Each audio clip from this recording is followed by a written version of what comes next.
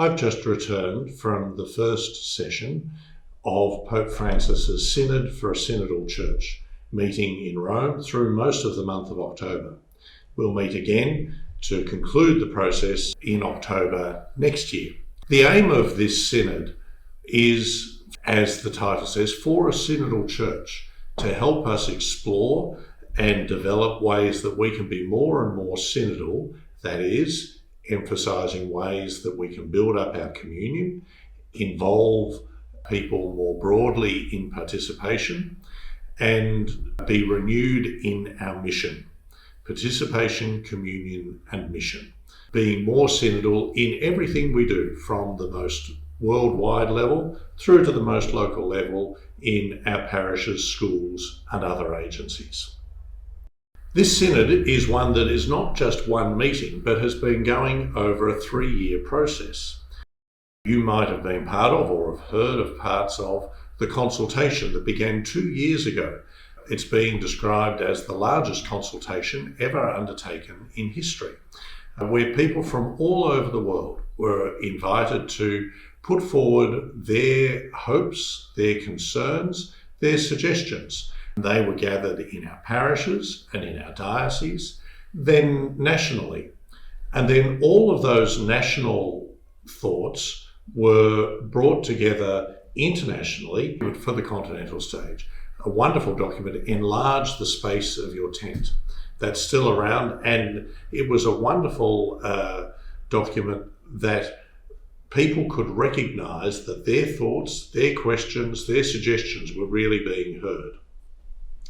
We then brought that document back to 7 continental assemblies, which for us here in Oceania happened in Fiji in February.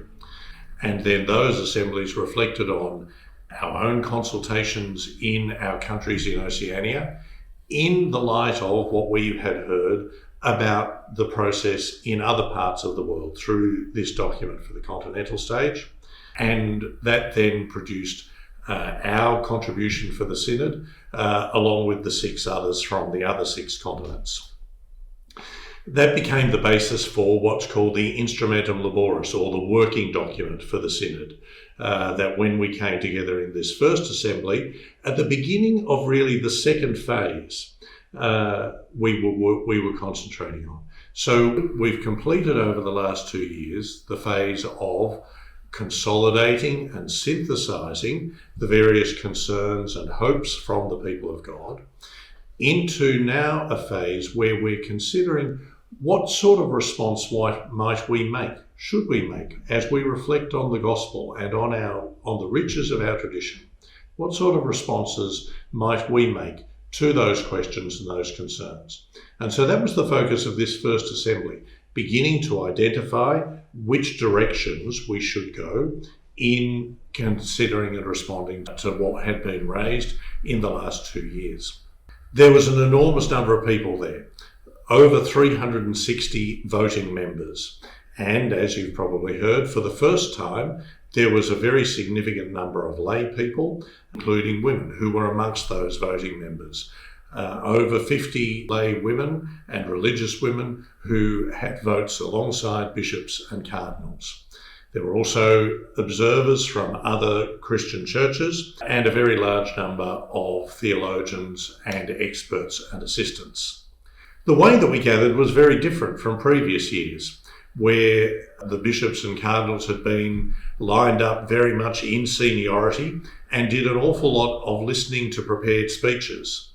We were gathered instead around small tables of about 12, where everybody sat together in our language groups, and there was a structured process in which each person could be heard as we reflected together on the topic in front of that.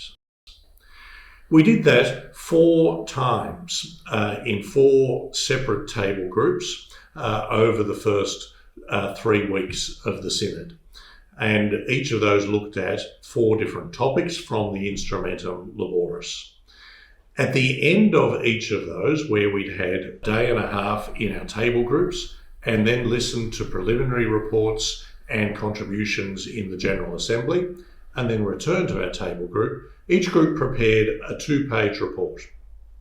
35 tables, one report from each of them over each of 4 topics.